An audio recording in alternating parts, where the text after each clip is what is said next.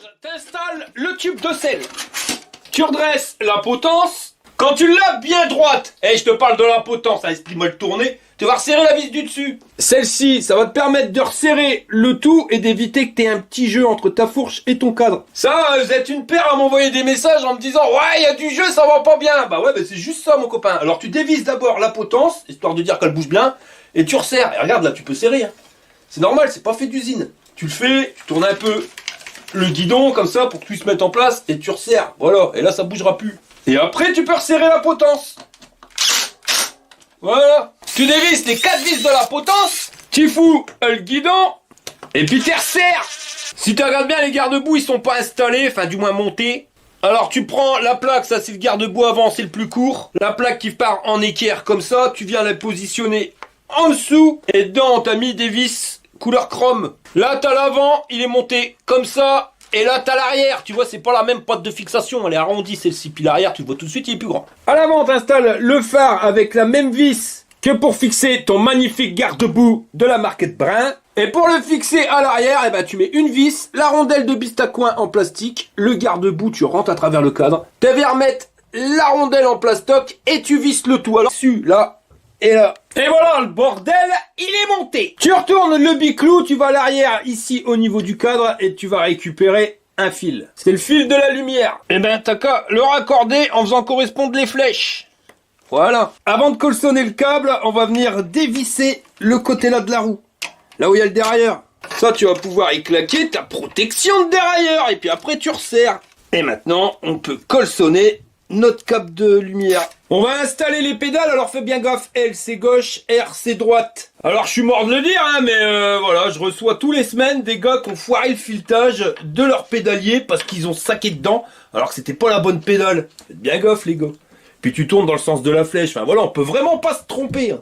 On installe la roue avant. Bon, par contre, un petit réglage frein s'impose. On va regarder le plateau, comment que c'est que ça se goupille. Et je te dirai les plateaux, parce que ravise-me ça, père, ils t'ont mis un magnifique dérailleur à l'avant. Et t'as 3 plateaux.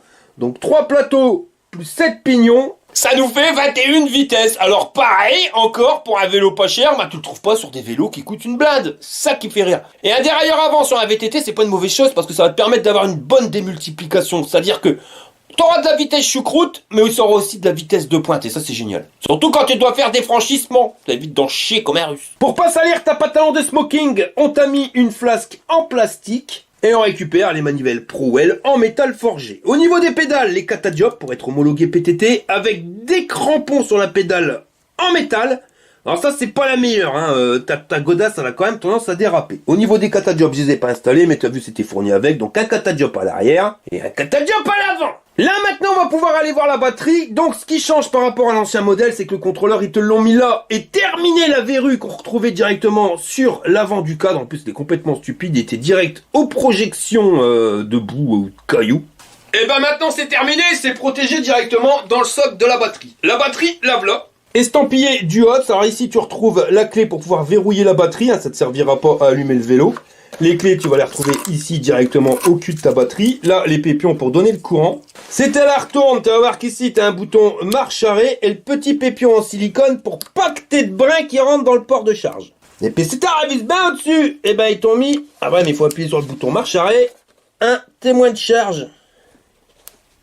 Voilà, t'appuies dessus et là on voit qu'il est chargé à fond. Et pour les caractéristiques techniques, on est sur du 48 volts en 15 ampères, soit 720 Wh. Alors une batterie de 720 Wh pour un vélo qui vaut moins de 900 balles, je garantis que c'est pas courant. Bon alors pour mettre la batterie, c'est pas compliqué, tu la tiques sur le socle, tu la fais coulisser et tu viens la verrouiller directement avec ta clé. Tant qu'on a retourné le vélo, on va regarder ce qui se goupille de l'autre côté. Alors au niveau de la béquille, classe ou merdasse, c'est ce qu'on va voir tout de suite. À l'avant, toujours les jantes en 29 pouces avec les pneus Shaoyang, diamètre 160 pour les disques de frein et les étriers speed à câble. Tout ça, c'est raccordé sur une magnifique fourche à suspension. Alors, il y a un fourreau qui est réglable ici. Donc ça, c'est ressort. Et de l'autre côté, c'est bloquable ou débloquable. Et on va regarder le débattement. Ah, là, je l'ai claqué, ma copain. Puis on n'est pas là pour rigoler, hein, sérieusement, hein. 80 mm de débattement, c'est un truc de dingue, hein, là où t'as des vélos qui coûtent une blinde, où t'as 40-50 mm. Et pareil au niveau de la dimension des tubes. Et pareil, hein, on voit que c'est quand même plus gros que ce qu'on a sur des entrées de gamme, parce que là on est sur du 30 mm de diamètre, alors que d'habitude c'est du 28. De toute façon c'est ça que j'adore chez Duode, c'est qu'ils se foutent pas de ton béret. T'as un vélo qui est pas cher, mais tu récupères un truc qui est quand même bien équipé par rapport au prix que t'investis. Certes c'est pas du haut de gamme des vélos de 6 000 €, mais tu vas pas payer 6 000 €, tu vas payer moins de 900 balles le biclou.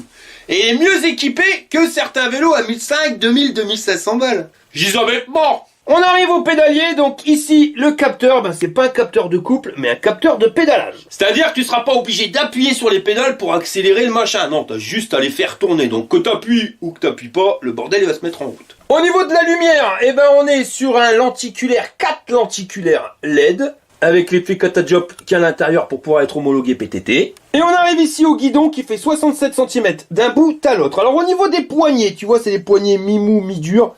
Alors celles-ci elles sont bien parce qu'il y a un système anti-cassement, par contre elles finissent toujours, voilà, tôt ou tard, par tourner, ça c'est chiant. T'as accès sans quitter la poignée au klaxon et à la lumière, et au niveau levier de frein, on est sur un étrier 4 doigts. Ici, le levier de changement de vitesse pour l'avant. Notre display, bouton marche arrêt, plus et moins. Et ça pareil, c'est un changement, le display est en couleur alors qu'avant il était monochrome. Alors on va regarder si au soleil ça passe bien.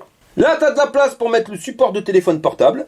Support qui était fourni avec. Et comme t'as pas de port USB sur le display, ils te l'ont rajouté directement ici. Là, le levier de vitesse Shimano SIS pour changer les vitesses. Levier de frein 4 doigts et toujours les poignées anti-cassement qui tournent. Et la petite poignée d'accélérateur type moto. Pour allumer le vélo, t'appuies sur le bouton marche arrêt, 3 secondes, t'attends que l'écran il s'allume. Voilà, c'est fait. Donc ouais, rien à voir avec l'ancien système. Enfin après 10 couleurs, mais t'en as pas tant que ça. Mais je trouve que l'affichage il est bien net. Alors ici on a le niveau de batterie sur 5 niveaux. La vitesse en temps réel, la distance kilométrique totale, le niveau d'assistance, et là tu as le logo Bluetooth parce que tu peux le connecter avec ton téléphone. Avec plus et moins, tu vas changer les niveaux d'assistance, il est réglé sur 5 niveaux. Si tu appuies un petit peu sur le bouton marche arrêt, tu vas passer au compteur journalier, voltage de ta batterie, le temps depuis lequel ton vélo est allumé, et tu reviens à distance kilométrique totale. Alors on va regarder la vitesse max, ça crochette marronne, alors démarrage très progressif, il va à 20, 25, allez on voit la sauce Jean-Pierre. Il a bridé le truc. Heureusement que c'était limité à 25. Et à vide, on est à 53, 54 km/h. Ici, le klaxon. Qui va vachement fort. Et là, le bitonio pour la lumière. Lumière qui flash à mort. Ça éclaire vachement loin. Ça éclaire les côtés. Mais aussi l'avant de ta roue. Et à l'arrière, c'est pareil. C'est vachement visible. Et puis quand tu freines, t'as un feu